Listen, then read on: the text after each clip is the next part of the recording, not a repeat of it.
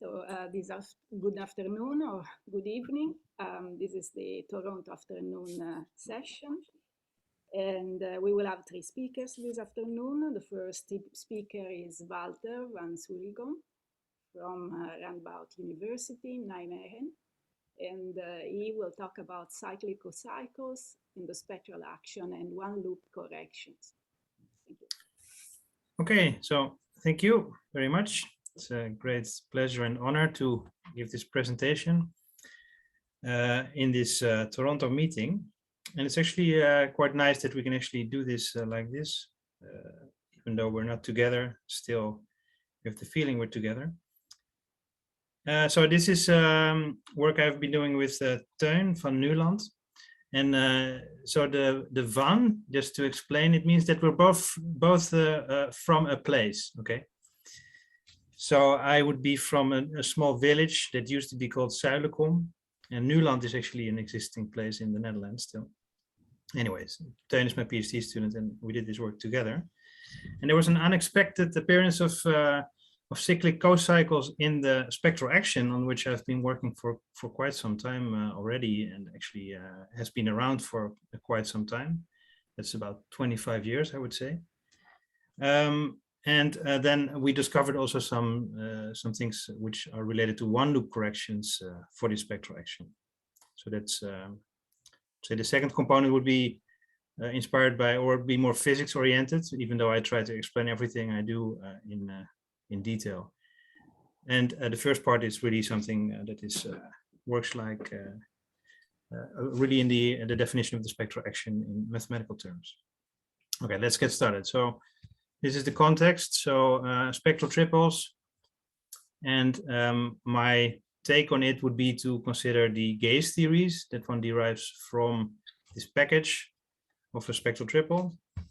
And with that, I mean the following. So the algebra gives rise to a Gauss group of unitaries, and they act on this operator D.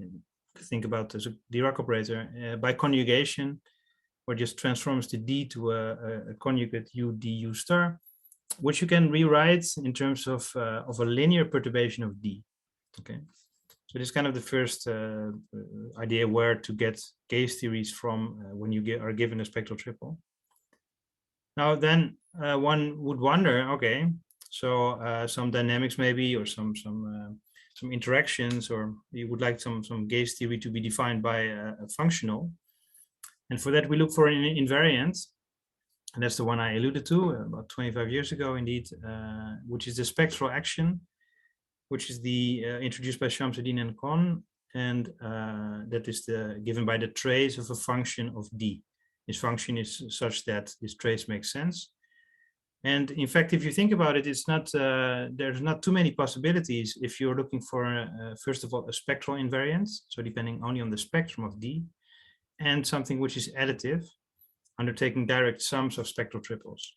So then you quickly led to this this formula. And so the right-hand side means that the lambda case, there the eigenspectrum of the spectrum of D.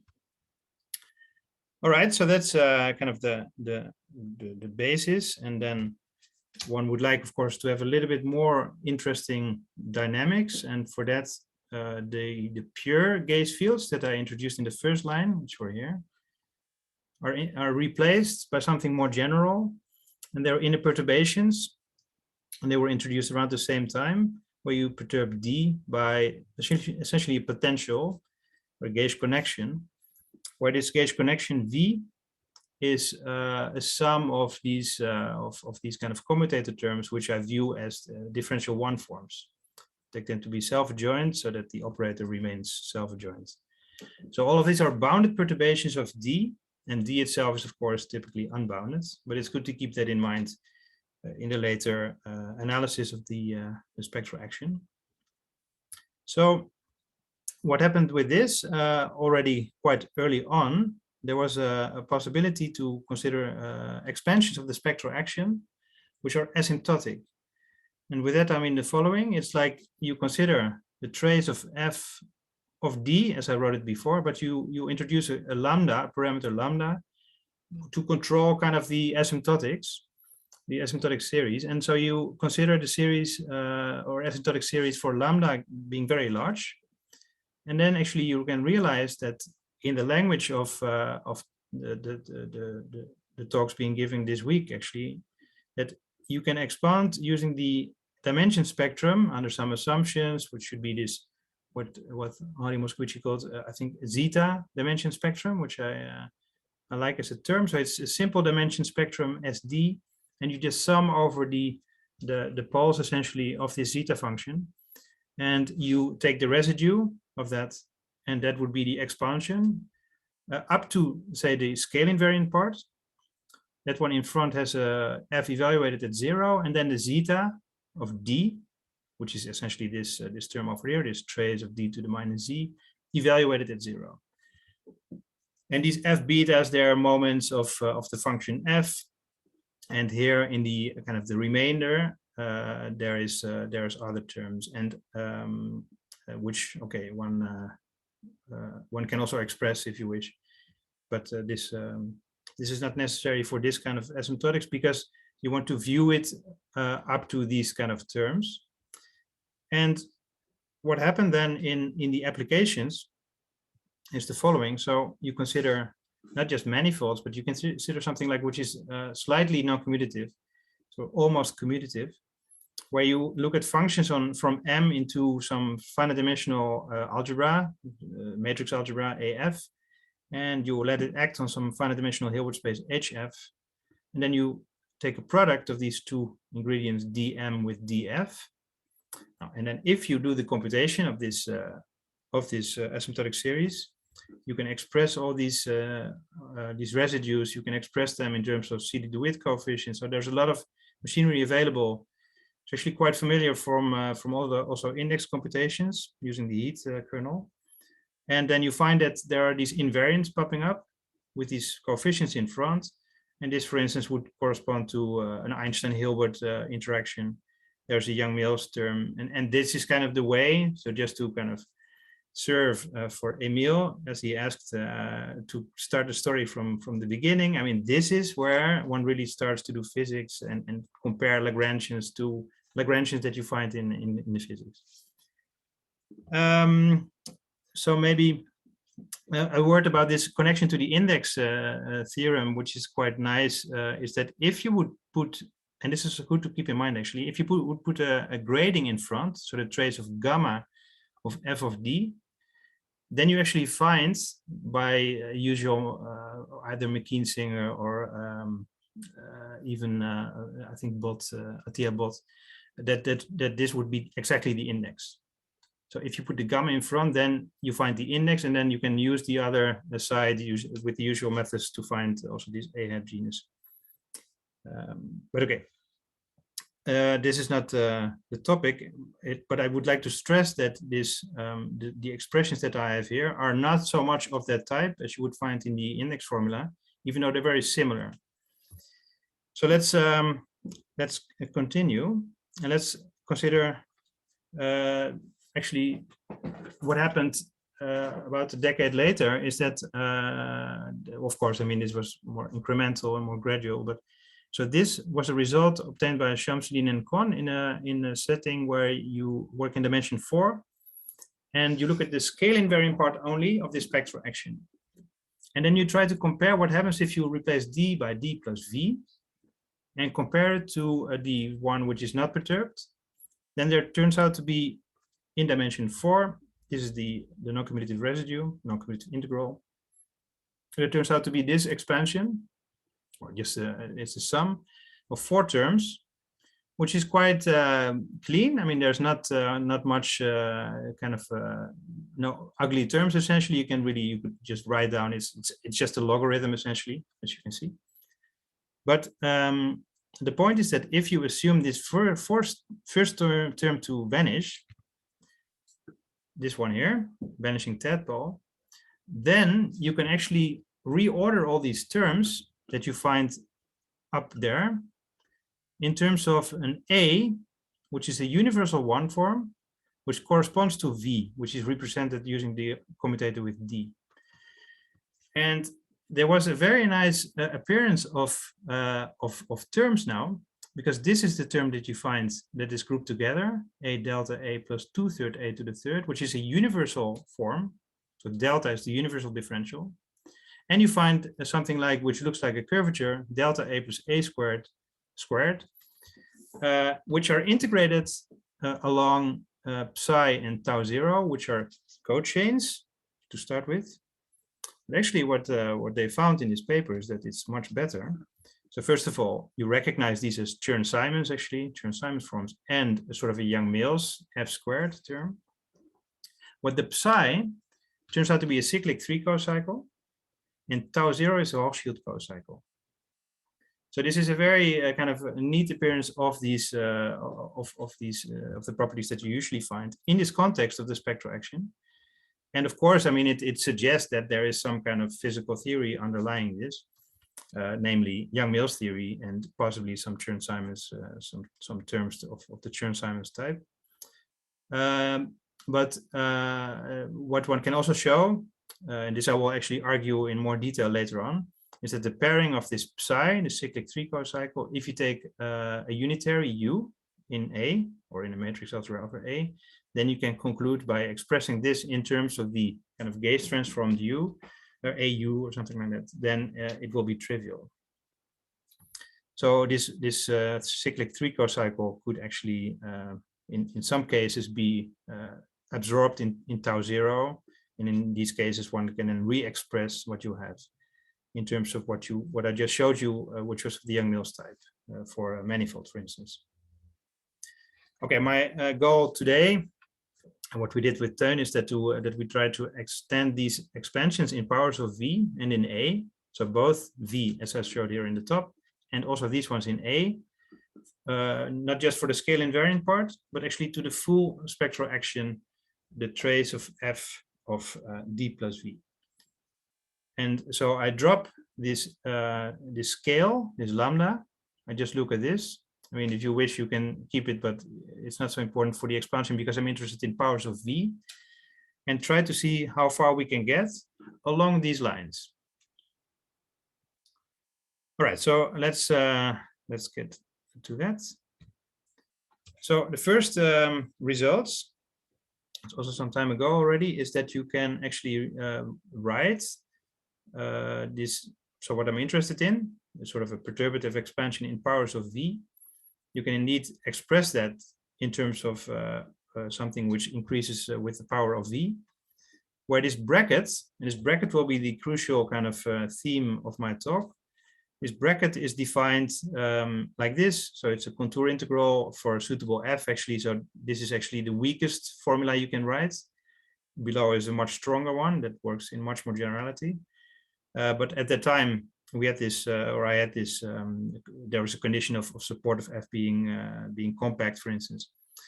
In that case, you can write this as a contour integral that kind of encloses the spectrum of D, as well as the support of F. So that's why I have this compactness condition.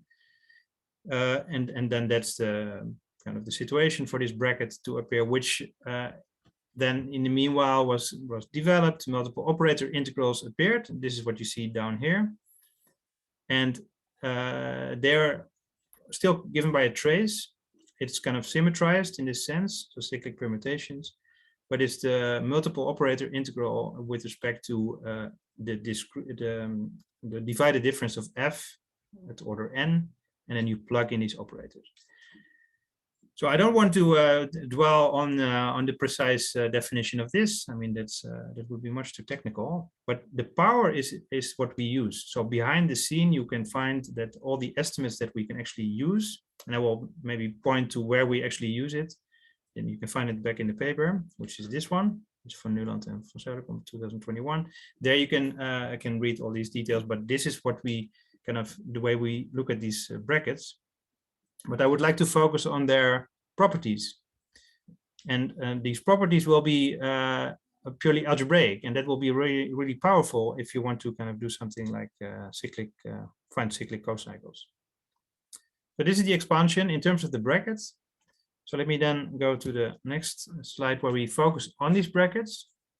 And it turns out that there's two properties. So the first one is that it's there's a cyclical permutation invariance. Well, that's actually almost clear for the from the definition or from the trace. But there's this second property, which is it's actually quite funny, because if you have this, the comma actually is the place where you have this z minus d to the minus 1 in my first formula. And what you have to do is you want to put a over that one and put it on the other side before the comma. And then I say that it's the same at the cost of adding a commutator with d. And the formula that does the job for that was actually also used by Chern-Simons-Yang-Mills and Kohn in this paper of 2006, is this one, which is just that you, in this formula of the contour, there was the z minus d to the minus 1, a, and you have to move it to the other side. But that you can actually do at the cost of this commutator with d. So this is a formula you can just stare at and you find that it's actually true, multiplying it by z minus d on both slides or something like that. But I refer to it as a Ward identity, because it's essentially what you do in physics when you propagate a fermion. I mean, remember that this is the propagator virtual fermion at a mass z. So it's of course not to be taken like a physical mass, but a virtual one. But that propagator is then multiplied first after and then before with some element in the algebra, which is in the sense of Ward, it would be to kind of insert momenta before and after the propagation of the fermion. That corresponds to taking a derivative, to adding this momentum and two more propagators. So there's an additional vertex coming in. Anyways, this is the main point to remember, is that there's these two properties, and they should also be very familiar with for people that know the work. I think, I don't know who introduced these brackets, but Gessler and Zenes, they have this in their proof for or their approach to the index formula. In the line 2, what is on the left and on the right of the commutator? So it's up to, it's V1 up to Vj minus 1. And then it continues with Vj. So nothing disappears. So you shift the dimensions sort of. Exactly, yeah. And this is also what happens if you look at these brackets that, for instance, in the JLO cocycle appear. There you have exactly the same kind of mechanism, but maybe then with a d squared. But it's exactly that you move up one dimension by looking at differences at this level. All right, very good. So what we are now going to do is to kind of try to understand a little bit better the structure of the functionals phi n that are defined like this. So I define them on differential forms, universal differential forms. So they will vanish if one of these a1 to an is a scalar. That's actually fine. Actually, you see that it works like that. So what you do is you take the bracket and you insert a0 dA1, and then for all the others you put just dA2, etc. So here it is again, same formula. And now here comes the kind of the structure of this cochain. So the first thing to realize is that, and that's rather straightforward, is that if you take B0 phi n, it means you just inserted 1 here, essentially. So this is cyclic permutations, do nothing to it. So it means that if you take the capital B of phi n, then it will be n times this B0 for odd, and otherwise it will be 0 for even. So that's something which you can just look at and stare at, and you will find this to work. Something else is that that if you take a small b of this odd phi, then you get the even one. And that means that the even phi 2k's are actually Hochschild closed. So they're Hochschild cocycles. And let me show this for the first case, okay? So I mean, this doesn't make sense to do this in general, but it's good to see the mechanism, because that mechanism will just work through in general. So for k is equal to 1, what I have to show is that this 2 form, essentially, when you integrate it along b phi 1, so this is the formula for what you get with the small b, that's the usual thing. And if you re-express this in terms of using the Leibniz rule or so, then you find that the thing that you left width is A0 and then A2 and then an A2 in front. And for that, I will use this property 2 to realize that it's actually 1 degree up, which is phi 2. So just as Emil just asked, which is a very good point, that you move in 1 degree up, and that's precisely the reason why you're now ending up with phi 2, the integral along phi 2.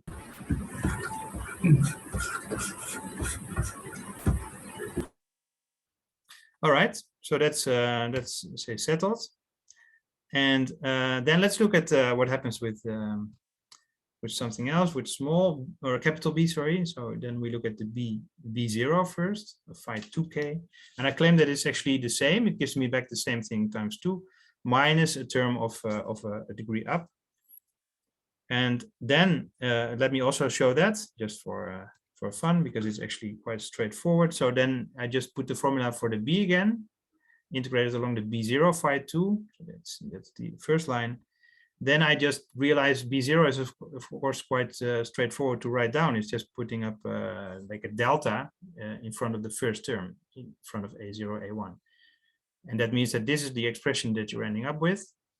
If you stare at that for a while, this might take a few more seconds, but still then the Leibniz rule combined with this property 2 is sufficient to conclude that it's twice this phi 2 minus the B0, as you see here, of phi 3. So this is really, it works like this, and this just propagates. It just goes on, and you just have to think a little bit better about how to formulate it. But these are the formulas that will do it for us. Because now what I realize is that that actually from this phi, which are just defined using the brackets, I could kind of subtract a half B0 phi 2k to get to this formula, which is very good because that's almost a BB cocycle. So that means that the psi satisfies, maybe I have to, of course, I have to kind of, this I will actually show now, that helps. That first of all, that phi 2k in even dimensions, so that would be an even BB cocycle. And actually, this is because of this B is already 0, and actually separately, this means that also the small b is 0. But actually, that was shown in the second bullet. And then the other one, in the odd case, you find that if you do this normalization properly, you get an odd BB cocycle.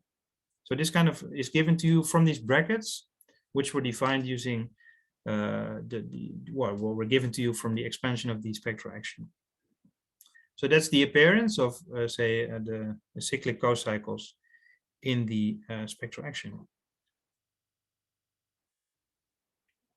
Okay, let's see if we can express then the terms that we have, these brackets, in terms of this size. So first of all, why this is again something that I already showed you. So I consider this expansion, and I have this, I'm given this phi n to me. Let's look at what happens for n is equal to 1. So then I have a single bracket, and that's just aj d bj, which I suppress summation here. It's the same as integrating a, the universal 1 form, along phi 1. It's just the definition over there. So more interestingly, n is equal to 2. Then you have v comma v, and what you then have to kind of, these are of course the usual things you have to do. You have to move this aj to the, let's say, over the comma, if you wish, to move it to there at the cost of adding a commutator with d. But if you kind of then interpret what this means, it's integrating a squared along phi 2 and a delta a along phi 3. And so this is how these brackets are kind of transferred to integrals over of universal forms, sorry, over these cochains phi n in even and odd dimensions. So in fact, this continues. And so writing again v as the kind of represented 1 form and a as the universal 1 form, then you can write all these brackets up to the first terms as some expression where you have like forms of a certain degree integrated along cochain phi of the same degree. And this systematics has been worked out then. And now, of course, the challenge is to make sense of the right-hand side to understand what they mean, if they can be grouped together. But I would like to stress here that I only used this property 1 and 2, plus the Leibniz rule for the commutator or delta. But that's it. So that's really something which is, that's why I'm saying it's an algebraic exercise because you have to use only these two properties for the bracket. And we don't have to worry yet about any analysis, or we don't have to worry anymore about analysis because we started by proving these bracket identities from the multiple operator integral. Okay, let's then see if we can actually kind of restructure these terms that we have on the right hand side. And of course, we would like to use this psi because that's much nicer. It seems to be much more kind of convenient to think along these lines to use this psi. So what I will show you is to combine the first two terms. So this is a integrated along phi1. That's just from the previous slides. And a squared is integrated along phi2, and there's a 1/2 in front because that was in the expansion. So that means that if I replace phi1 with psi1, it's at the cost of adding half a derivative. And this is what you see here. So now already you see that, okay, this is nice. You have a integrated along psi1 and the curvature delta a plus a squared integrated along phi2. Now for the next, one has to do a little bit more work. It doesn't make sense now to kind of spell that out, but it is the systematics that tells you what to do in general, because you can kind of, well, it's again replacing phi3 here by psi3, which you can already see to give rise to this term, a delta a plus 2/3 a to the third. And then, well, the main difficulty now is to move everything under the integral of phi4.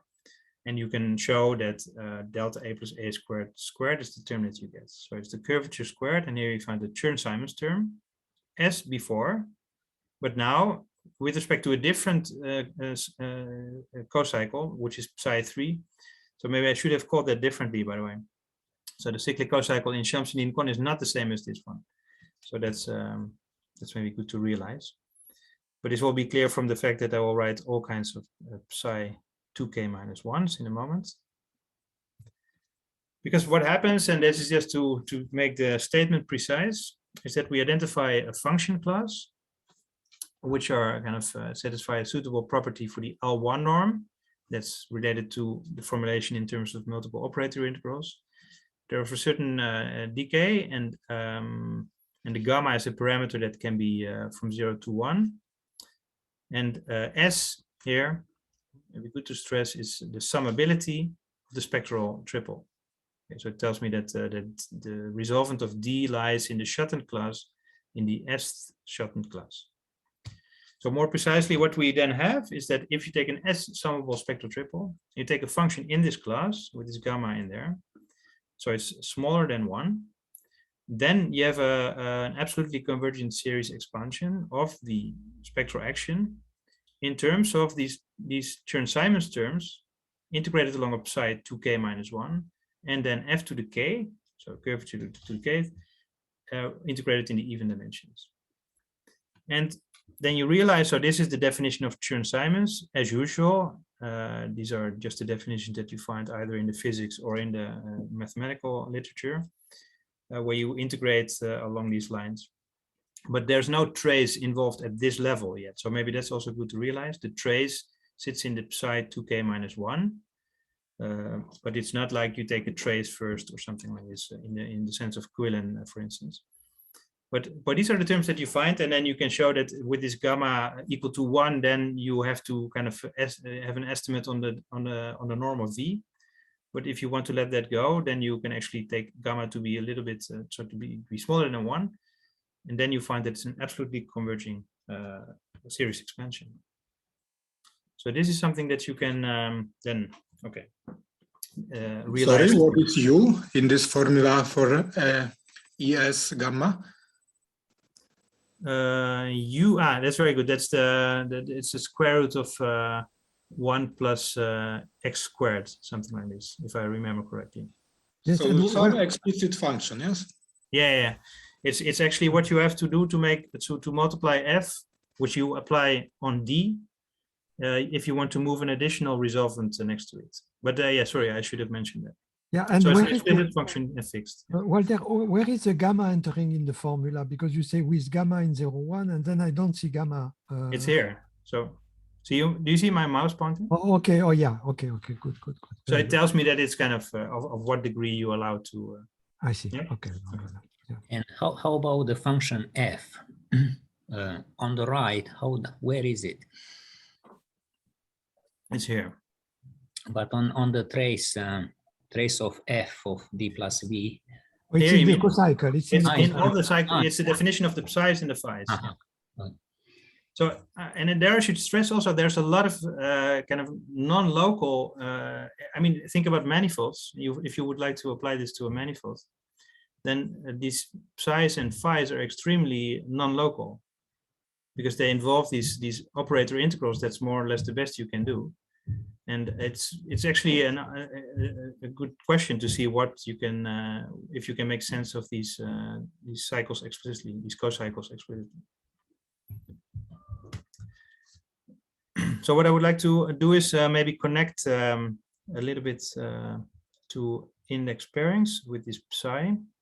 But first, let me make some observations about how this right-hand side forms a gauge theory.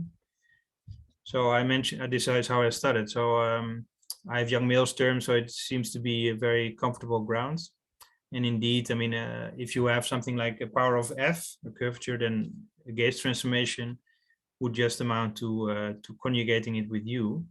But now these phi together are Hochschild cocycles, so it's actually automatic that this is the same result. So these are invariant. So that's one thing. So this means that all the terms in the second sum, they're already invariant. But the left-hand side is spectral. So I also know that that one is invariant. So this must mean that all the sum of the Chern-Simons terms should be invariant as well, as it taken as a sum. So this is what I just said. So the spectral action is spectral invariant. So if you combine these two facts, then this sum, or maybe this one, if you transform A to a gauge invariant, so if you do a gauge transformation on A, you find that this is U A U star plus U delta U star. That's the usual transformation, and the Chern-Simons of that should give you the same after summing over all K. So that's something to. In fact, I mean, it's not true that each one is remaining identical. There's some kind of mechanism involved that moves you up one dimension, but you can also view it like this. Then this is just the identity, which is actually useful, and this is along the same lines as Shamsuddin and Kohn in 2006. That once you have that, then you can think about what happens to the pairing with K theory for this psi in this case. But now, of course, wait, Walter, to have the pairing with K theory, I mean, is this an entire cyclic cocycle? Yeah, exactly. So you're asking it at the right moment. Thank you. Because so this sequence psi tilde, of course, you have to make it a dB cocycle, so you do this normalization. Then it defines an odd entire cocycle with respect to, and then once you take the norm on A given by this Banach norm. So it's like a combination of the norm, the usual norm, plus the norm of the commutator with D. And then you can indeed, as you were just saying, do the pairing in a sensible manner. With the usual formula where you have like all the, you take the sum, actually the infinite sum, and that one is 0 because of the fact what I just said, but let me actually spell out the details because I think this is the place to do that. So under these conditions, I have the following. So first of all, and that's where these multiple operator integrals really come into play at a very kind of crucial point, is that you can estimate these with this kind of expression for the function f. So this is also where you see that this function f really plays a role. And this is because I took them in the class I just showed you. And then there's the kind of the terms which are the norms of the v1 to vn. And then there's some term which is just fixed because it's the Schatten norm to the power s of the resolvent. And so there's the existence of the constant. And then what you find is that how is this going to lead to something for us, because we would like to show that it's entire. Now you can apply this formula to V1 being this A0 dA1, and then V2 dA2 up to Vn dAn. And then you can find that the psi tilde, which is given by these, well, at least it's a sum of two terms which involve these multiple operator integrals, because I added this additional term, phi and another B0 of phi. that you can estimate to be smaller or equal to some constant C sigma for any bounded subset sigma in A. So that would be the kind of the cocycle being entire. And the bounded subset is just saying that, well, what I want is that these norms of V1 should be smaller or equal to some R, something like this, some fixed, well, being bounded. That's exactly what that means. And then these norms, that's why I need this this norm, this one norm on A. So for that norm, I find indeed that it's entire. And then that the pairing of this psi tilde is trivial. That's then a consequence of the previous slide, where I had this kind of right-hand side, which was involving A, and the left-hand side was the gauge transformed A. This is written again here. So if you put A equal to 0 in that formula, you can actually show that the left-hand side, which is this infinite sum, with respect to psi, is actually given by the pairing between the BB cocycle psi tilde and the unitary U in K1, representing a class in A1, K1, which is then 0 because the right-hand side was 0. So you just kind of look again at the prefactors and you find it's exactly the right thing to get the pairing between the periodic cyclic cohomology and the periodic cyclic cohomology and the K1. So I hope that answered your question in the meanwhile, Alain. Otherwise, let me. Certainly, you answered perfectly. Yeah, sure. Yeah. So let's look at then say what we can do when we make a sort of a step to the quantum. And here, so I think I have about 15 minutes or so, right? 13 minutes. And so the idea is that maybe let me go back a few slides, so just that we can stare at what we have. So here is the thing. So what we found now is that we can have this series expansion in V, and you realize that you can express it in terms of Chern-Simons and Yang-Mills, but these are classical action functionals. So in physics, one would take another step and quantize these terms. And for instance, when I showed you the one from the asymptotic expansion, where it's really Yang-Mills theory and there's some Higgs mechanism even, so there's really something like particle physics involved, then you still have to take that step to kind of look at what it does, and that's the kind of the longer story that we talked about before starting. That's a long story, because then you kind of run the RG flow and you find the kind of experimental values at lower energy. But it would be very nice if one could formulate these quantum theory, not by using kind of textbook RG flows where you start with the Lagrangian, but to formulate it internally in terms of the formalism, which is spectral. So that's kind of driving all these efforts.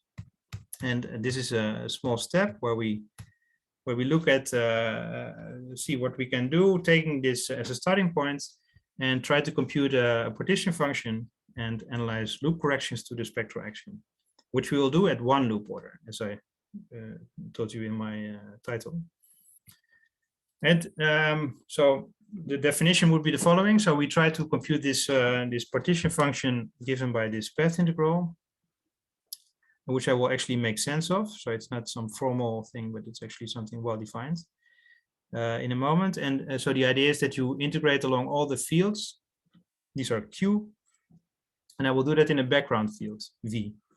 And my background gauge field V, that's just a one form, as I've been working with all the time. Now J can be a source field that is in the dual, so you have a sort of a pairing. So it's a source to kind of introduce these fields V, which actually should also include the Q. Sorry for that. And then Q is a quantum field, and that's the one I'm integrating over in the path integral. But it's important to keep this V in the background. So for that to make sense, I will take my quantum field, this Q, I take to be of finite dimension. So it's a finite size, it's a finite rank operator. Even more specifically, I take it to be a matrix in the eigenbasis of D, which is a finite size. And that size is supposed to be taken to infinity after doing the computation. And that's the usual kind of process you regularize this path integral to make it well defined, and then you compute with it, and then you see what are the kind of the problems that appear, the kind of divergencies, for instance, if you take this regularization away and you allow this finite size to become infinite. So the eigenvalues are still lambda k, and q is kl in the eigenbasis. Then if you look at the quadratic term in the expansion I gave you, then the bracket of q with q, and that's actually not so surprising because I already, in the multiple operator integrals, I had this divided difference. But the formula is rather clean. It's like a matrix model. So it's like a trace of q squared, except that there's a sort of a sure multiplication in place where you multiply the q matrix, the qkl, with the divided difference, which I also spelled out here. It's just the definition of the divided difference at order 2 in this case, for f prime. And more generally, you find these terms to appear, they're all of the same type. You just have these divided differences appear at the order n that you're considering. So these are n q's here. And now the task, and we had there was a discussion before lunch or dinner or whatever earlier on today about this Gaussian integration. And indeed, I mean, this we know from childhood how to do. So if we can do it, so that's a suitable f prime here, then actually you can try to do this integral by just doing a Gaussian integration over all of these entries of the matrix. Because then you find that actually it's 1 over f prime lambda k lambda l. And this also tells you when you can do it. It's actually, well, first of all, it should be non-zero. And it also should rather not be negative. Okay, so it should be positive f prime. The divided difference should be positive. So that's actually something which is related to this regularization. So you have to kind of tune your f such that it goes along with the regularization, so that you can do this integration in that sense, and make sure that this divided difference remains positive. But you actually are considering sort of a regularized set of f that depends on the regularization, which is actually quite common in physics to do. That you have the kinetic term will be actually regularized by the cutoff, for instance. So that this means sort of a Wick contraction, this little symbol, but it's just meaning that I know now how to do this Gaussian integral, and it tells me how to write down the loop contributions, because this is what they are. So first of all, this I consider it's just a sort of a diagrammatic representation of this term of order n, which is the divided difference, given also by this, by the way. So it's kind of coming back to the first formula I showed you, which is this loop integral and this contour integral. And it tells you that, that actually, every time you see this z minus lambda I1, it's like a propagation of a fermion taken at the eigenvalue lambda I1.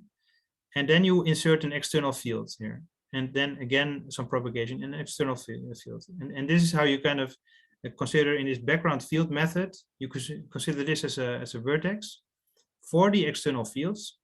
And this is essentially the vertex, but it is given by such a loop integral or some contour integral. The propagator itself is then for a kind of, you kind of divide the regions into two with two indices, and then it's given like this by this 1 over the divided difference of order 2. Okay, so let's see what happens. So what we're interested in is putting all these things together, all these diagrams with the rules I just showed you. So you plug these things together and you kind of try to compute the contributions you get at the so for one particle irreducible diagrams, which are the kind of the building blocks of this this quantum theory. It's not so important to have all the details here. It's the main message is more important, I think, because what happens is that that I had this ward identity for fermions, essentially for the propagator z minus d to the minus 1, but there appears to be another ward identity for this bosonic, this gauge field propagator. If you multiply afterwards with a or before, it's again at the cost of adding a vertex, in this case vertex of for the bosons, which I indicated with this loop. And the reason why this is so is just this formula. So it's a very kind of straightforward to check. It's actually the definition of the divided difference, maybe with a bracket closing here, is that makes you realize that this is actually the case.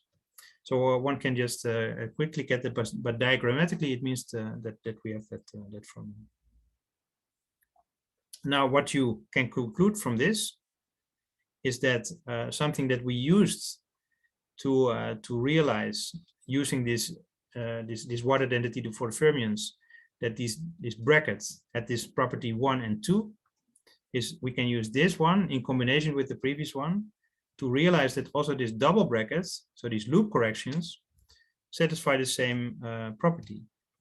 So what we showed is that if you take V1 to Vn at one loop, and you restrict to divergent contributions, so potentially divergent diagrams, then this 2, this second identity, it also holds at the quantum level, the one loop level, which I call 2 prime.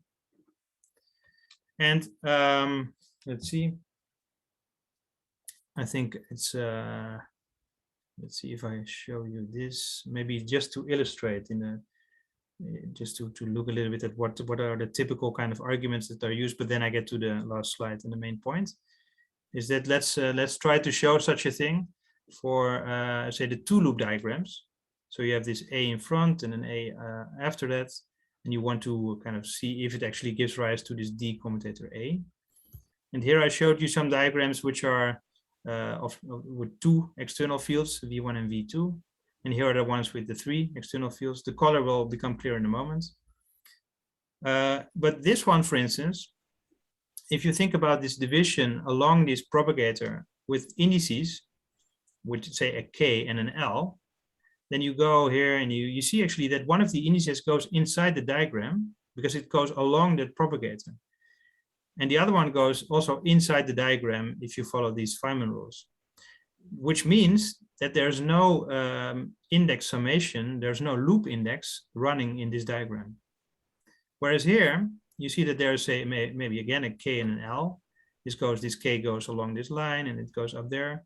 But inside there's another kind of independent variable over which you're supposed to sum, as with Feynman diagrams.